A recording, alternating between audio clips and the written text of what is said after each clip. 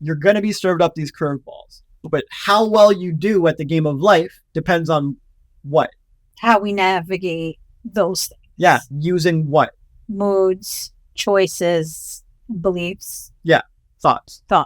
Beliefs. Exactly. I could take two people, both of them with a bitchy sister, and one of them handles it with blame and anger and revenge and pettiness, and they make terrible choices, and it's like, man, dude, what are you doing? They're just making the situation worse. The other one handles it with optimism and generosity and grace, and they believe in the other person, and they believe the situation is going to get mended, and they believe they're going to find solutions, and they're marching towards solutions, and they're making choices that benefit, and they're navigating the situation well. Mm-hmm.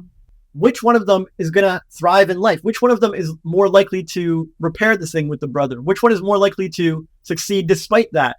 This one. Exactly. Yeah. So when people say, oh, but I'm right to blame so-and-so, it's like, maybe they're both right to blame the brother, but this one chose not to. You see what I'm saying? This is a massive win. It's not about, are you responsible for their stuff? It's, are you responsible for how you play the game of life? If you're not responsible for how you play the game of life, who is? No, I'm responsible for how I play. Right. So boom, the bitchy sister is served up to various people in life. You're not the only one. I'm not the only one. Someone else has it.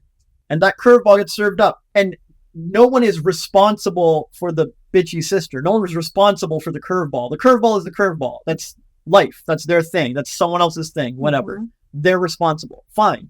But you're still responsible for something. So you're responsible for how you react. Exactly. You're responsible for your thoughts, moods, and feelings about this topic. Mm-hmm. And I can go watch and measure and track some people, and some people are going to excel in this situation, and they're going to choose real well. They're going to nail it. Their thoughts, moods, and choices are going to be fantastic, despite or even because of the bitchy sister. Mm-hmm. And the people who suffer and struggle and can't get out of it and let it hold them back, they're the ones who make super shitty choices. They don't manage their thoughts or moods. They have a terrible time with this, and they're all about the blame.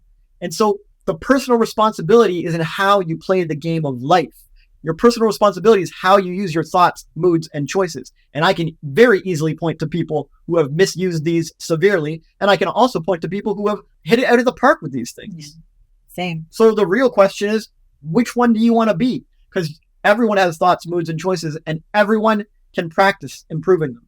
And I can show you the people who practiced. Well, I was the other person for a long time. I mean, I don't have a sister, but I have a ton of stuff that life threw at me over and over and over again. Drug addiction, et cetera, whatever. And when I handled life this way, when I handled life blaming and being hateful and being mean and taking out on not just the people I blamed, but on the world, because back then I very much took out my hurt and anger and all the negative feelings. I had jealousy and fear. I took that out on strangers. I took that out on people that never deserved it. Yeah, I was the same.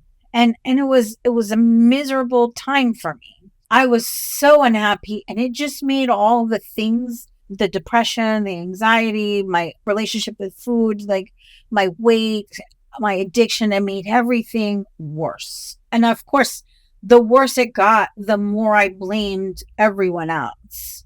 So when I started to act like this one, I know it took baby steps for me to even start to even consider acting like that. Before we met and I found Evan and I found personal development and things, I was still blaming. I was still doing a lot of blaming. And that's why I think I was taking such teeny tiny baby steps. That's why I think I wasn't where I could have been when I met you, because I was still acting like this one instead of this one. And once I started to do that, then I started to feel better, and all the stuff started to ease up. And oh, this isn't so bad.